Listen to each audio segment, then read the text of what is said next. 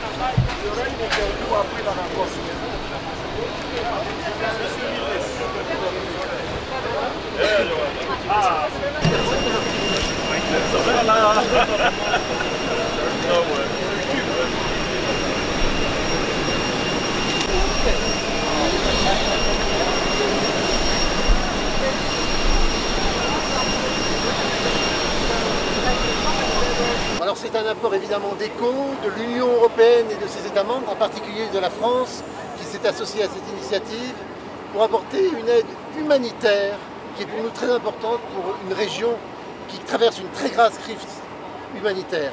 C'est la troisième crise humanitaire au niveau mondial, la première crise humanitaire en Afrique.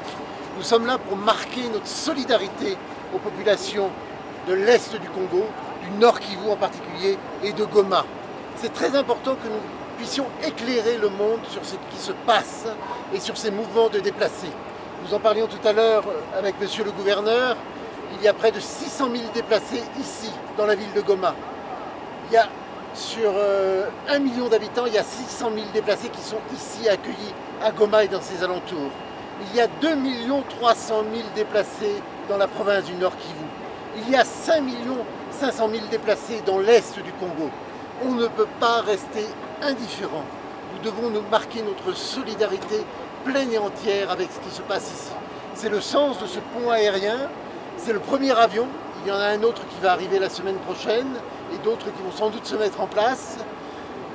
Il y a une aide humanitaire aussi qui est mobilisée par la Commission européenne, une première enveloppe de 47 millions d'euros qui va être mise en place et d'autres sommes qui vont encore venir.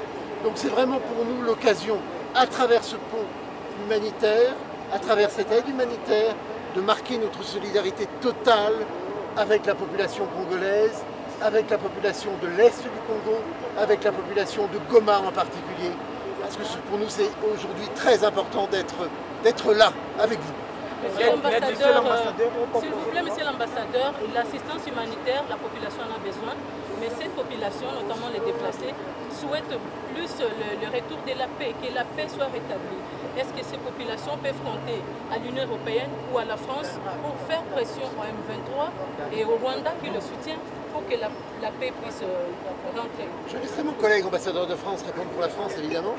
Pour l'Union européenne, nous appuyons totalement les initiatives de paix qui sont en cours, les initiatives de paix notamment du président Lourenço, le processus de Luanda. Il faut que le cessez-le-feu soit effectivement mis en place. On arrête de se tirer dessus. Il faut effectivement que la paix revienne. Mais en attendant que cette paix revienne et que soit organisé le retrait du M23, il y a aussi un besoin humanitaire immédiat pour la population, même en ce moment même. Les gens ont besoin d'aide alimentaire, ils ont besoin de médicaments, ils ont besoin de tentes. Et l'aide que nous apportons, elle ne préjuge pas, bien sûr. C'est pas pour inciter les gens à rester ici, c'est pour vraiment apporter une aide humanitaire immédiate. Et bien sûr, ensuite, nous allons accompagner le gouvernement congolais, les autorités congolaises, dans tout le retour des populations vers leur site d'origine. Oui, c'est deux fois qu'il peut y aller.